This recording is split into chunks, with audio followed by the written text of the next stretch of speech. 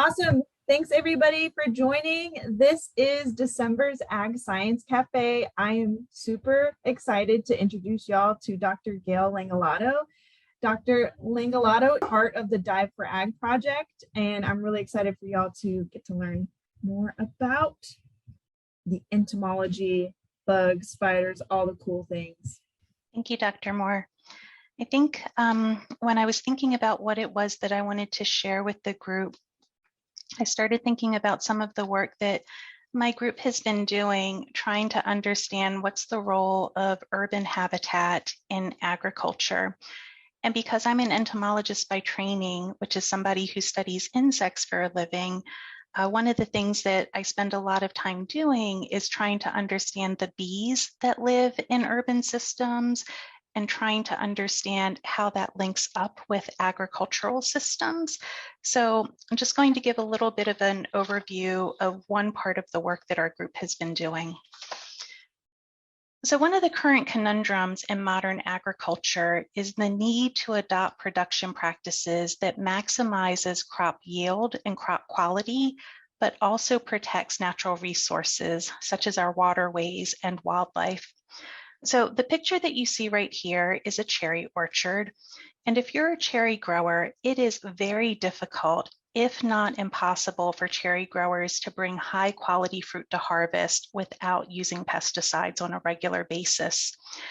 And that's because there are 40 plant diseases that attack cherries. There are more than 25 different insect pests that attack cherries. So it is a fair and regular practice that cherry growers spray pesticides on a regular basis just so that they can actually get their crop to harvest.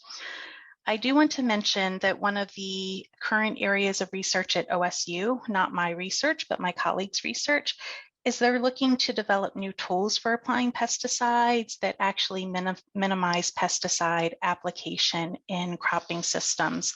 So here we have a cherry orchard, and what you see right here is what's known as an intelligent sprayer. And what the intelligent sprayer actually does is it uses laser beams to measure the area of the leaf canopy as it passes through the orchard rows, and it adjusts in real time the amount of pesticide that is applied to those cherry trees to minimize the amount of pesticides in the overall environment.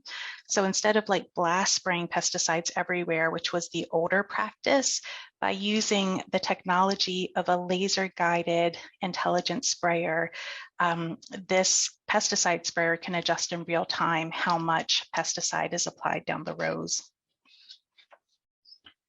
So another problem confronting cherry growers is that when they spray pesticides, they're really creating a harsh environment for pollinators and other beneficial insects. And this also makes it really hard for them to bring a crop to harvest. So for cherries in particular, they have a really high pollination requirement.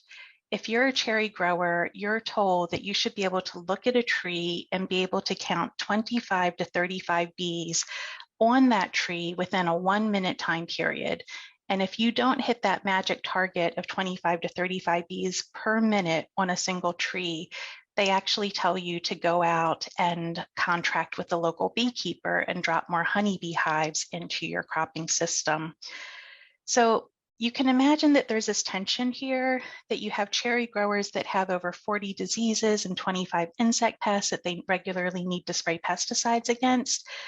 And then you have this beekeeper that sells the pollination services that their bees give to the crop, and they don't want their bees sprayed because it'll kill their bees. When hives are placed into a field and growers need to spray to keep pests at bay, it really requires a lot of communication between the grower and the beekeeper to make sure that the bees are protected and that they get the pollination services that are needed.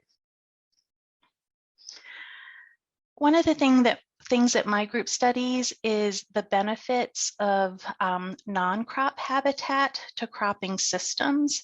We know that bees are critically important to pollinating 75% of the crops which are sold in supermarkets. And there are many researchers that have shown that land which is adjacent to cropping systems can be critically important for supporting bee abundance and diversity, the pollination services that they deliver, and ultimately the fruit set that growers are able to get off of a cropping system. These habitat fragments can come in the form of natural land adjacent to a cropping system, or sometimes you'll even have growers which will plant flowering strips, or they'll put in a perennial woody hedgerow to attract and retain pollinators in their cropping system. But I specifically work in more urban systems. I work in garden systems, to be exact. And when you think about the things that pollinators like bees are looking for, gardens have plenty of it. Bees collect nectar and pollen from flowering plants, and where can you find more flowering plants than in a garden?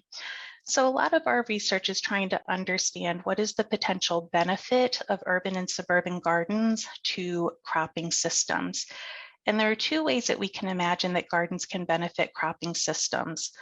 Number one, unlike cropping systems or even forest systems, gardens tend to have flowering plants in bloom all year long.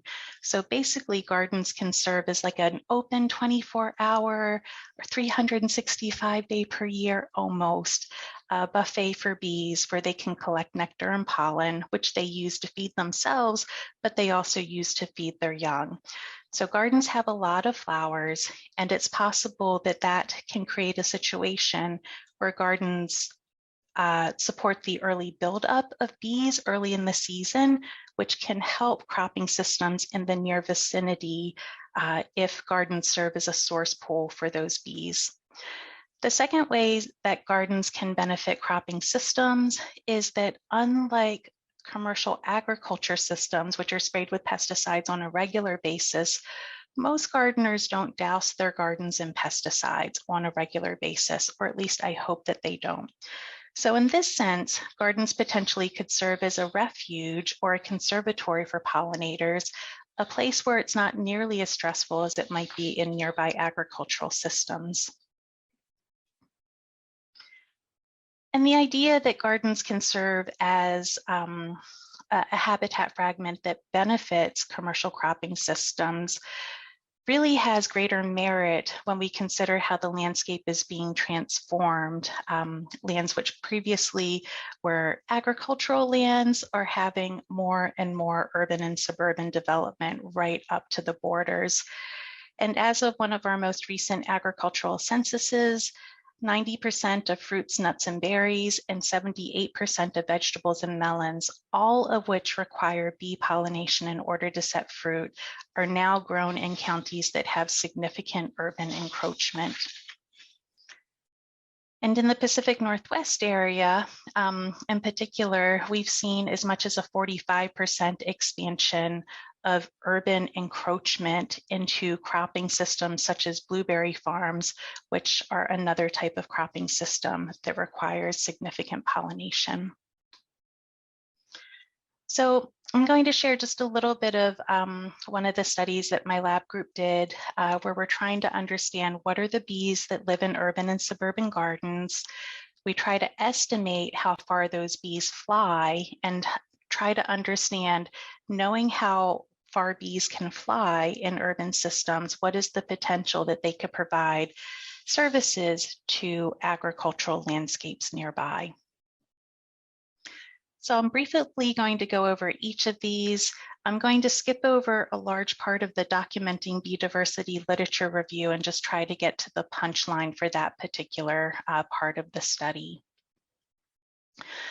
Really, this part of the study required going to the library and searching for any study I could find that did a bee survey and identified bees to the taxonomic level of species, so that we could even just start to understand what types of bees can be found in home or community gardens. We found 7 studies. Across those 7 studies, there were 213 total bee species that had been identified and collected from a garden system. Just for context, in Oregon, we estimate that we have about 500 different species of bee. Most people know the European honeybee, but that really is just one species of bee. In Oregon, we have an estimated 500 different species, including this rotund leafcutter bee, this ligated sweat bee. In North America, including the United States and Canada, we have an estimated 4,000 species of bee. And across the globe, we estimate that there are 20,000 different species of bees worldwide. So 213 bees collected from gardens thus far. And I see Aya's great question. Are there any other ways to help with the bee issue for people who are terrified about them, as in other options besides one's gardens? I think there are lots of other ways. You can let folks who are friends know who might be terrified of bees to consider ways to switch to other types of pest management practices other than insecticides. You can also learn more about different types of bees, so that one of the reasons that people are afraid of bees is because they do sting, some of them, but only some species of bee sting. So bees that nest in hives, such as the European honeybee, bumblebees as well, they have the ability to sting. But the vast majority of bees, 80% of all the bees out there, they have no ability to sting. They don't have the stinger apparatus. They're not guarding a nest. They're really docile bees. And so for example, there's this example in the Portland metro area where they have these bees that nest in the ball field. So they nest in sand. And those bees are solitary bees. They can't sting whatsoever. So they've actually turned it into a learning opportunity for the kids, where every spring they go out there, they watch the bees emerge from their nest, they hold the bees and help them warm up, because bees, like all insects, are ectothermic, cold-blooded animals. They're not able to move real good until they warm up. So you can actually hold these bees in your hand, and they've actually changed the name of the mascot of the school to the tickle bees, because the kids said that when they held them in the hands, the bees tickled. So I think the more that you can learn about bees and other insects, or the more that you can learn about animals that you might be afraid about, I think that knowledge is power. And learning to understand, like, this bee is not capable of stinging. This bee is not capable of stinging. 80% of the bee species that are out there are not physically capable of stinging. So knowledge is power, learn more. And then the second thing I would say is just really look for other opportunities to deal with some of those pest issues in your garden other than spraying pesticides. And if that didn't fully answer your question, feel free just to put another one in there.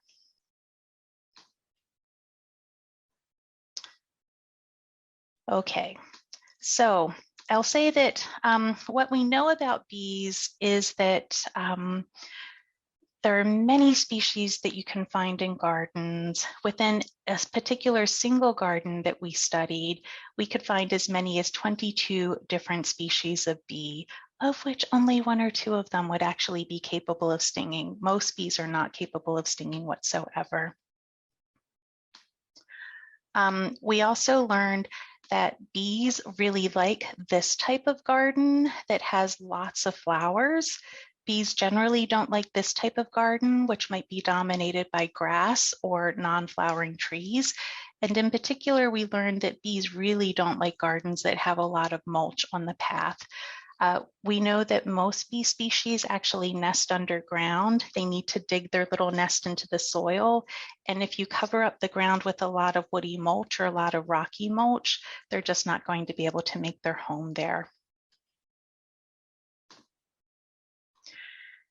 So once we learned a little bit more about the bees that could be found in home and community gardens, we wanted to know, well, how far are these bees able to actually fly? And is it possible, if we know where different gardens are, and if we know where the bees and what types of bees are in those gardens, can we estimate how much they might benefit agriculture that might be surrounding them? And luckily for us, there was this really smart person, Sarah Greenleaf, and her colleagues, who developed a mathematical equation that helps you estimate how long a bee can fly. And really what it requires you to do is just get a specimen of a bee, and then you measure the distance between the bee's wings. There's a direct positive relationship between how wide that distance is and how far a bee can fly. So just like a person who's taller and has longer legs can walk faster and can walk further, bees are the same way. The larger their body size is, the longer they're capable of flying and the further they're capable of going. So in this long table here, we just have a list of a lot of different bee species in the first column. And then we have the distance between their wings in the second column.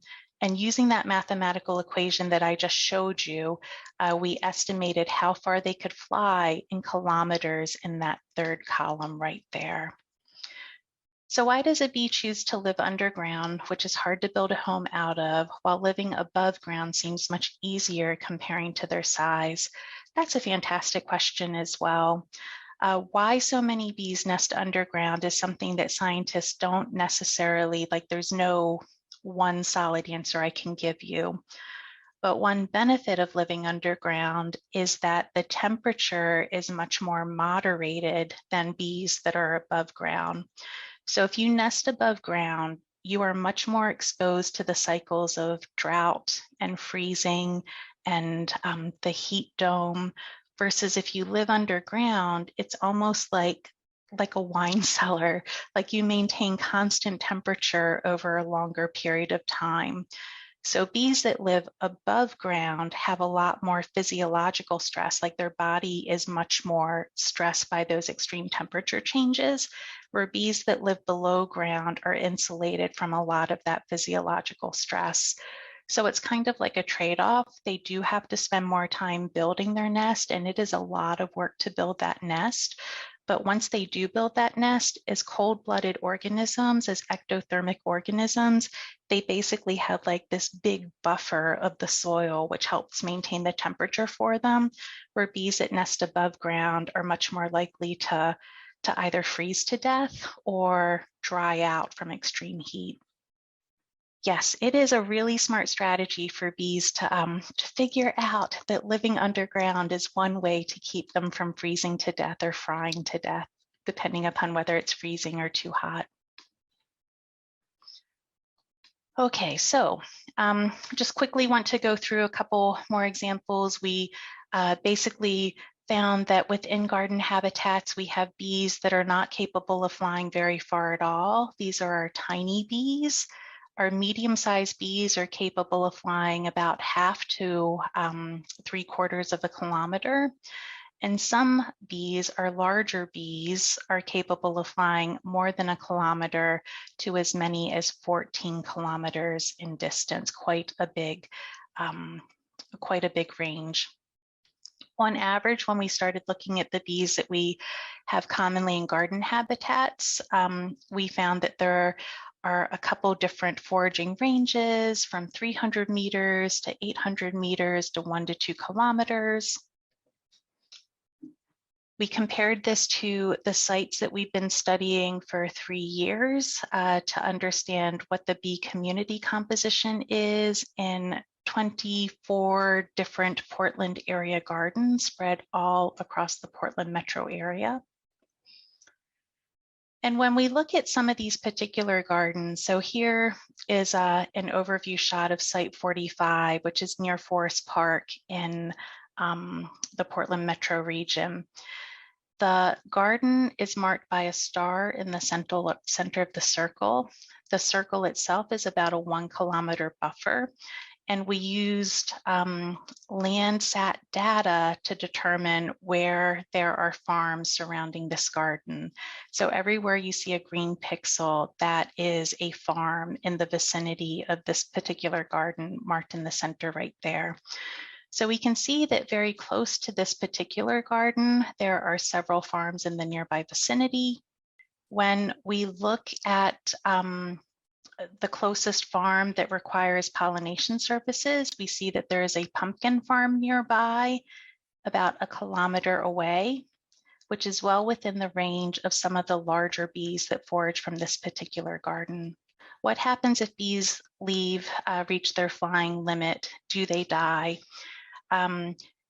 Yes, they kind of do. If a bee flies too far from its nest, then basically what you need to think about is that a bee has like a really tiny stomach, and their stomach can only hold so much nectar. Nectar is really like the sugar, the carbohydrate that powers their flight. If they fly too far and they run out of sugar and they're not able to energetically power their flight, then they're not going to make it back home to their nest. And if they don't make it back home to their nest, then they pretty much do die. It's kind of akin to being like stranded in the wilderness and not being able to get back home. Yeah, so they do stop flying. If they reach their flying limit, they will stop flying, but it's kind of like they're stranded, and unless they can figure out a way to re-energize themselves, to collect more nectar, to find another suitable food source, then they're not going to make it back home. Do some bees fly faster than others? Absolutely. And that also scales with body size. Bees which are larger, like this bumblebee right here, are capable of flying further and flying faster than smaller bees. So just another example of one of the other garden sites that we studied, marked by a star in the center right here. Every green pixel is a farm in the surrounding area. This particular garden has a farm right across the street. So here's an overview shot of the garden. And right across the street is a diversified small farm that grows a lot of crops that require pollination. So in this particular instance, this garden is really in a good position to serve as a source of pollinators for this farm, or if this farm is spraying pesticides on a regular basis, as a refuge from the stresses of pesticides in that garden. And in fact, from this particular farm, we found that there are several different types of bees which are capable of flying over and benefiting the nearby farmer. So that's really what I wanted to share with you today. Just an overview of the idea that gardens, even if they're in urban and suburban habitats, because of the changes that we've seen in agricultural landscapes over the years, that potentially they could be really important places to helping to conserve pollinators, to lending those pollinators to the farm for pollination services, from serving as a refuge for the pollinators if the farm starts to spray. And so that's one of the things that we try to do in my particular lab, is understand ways that anyone who has a little garden plot, whether it be in their home garden or community garden, can help to support pollinators, which helps to support agriculture in the overall landscape.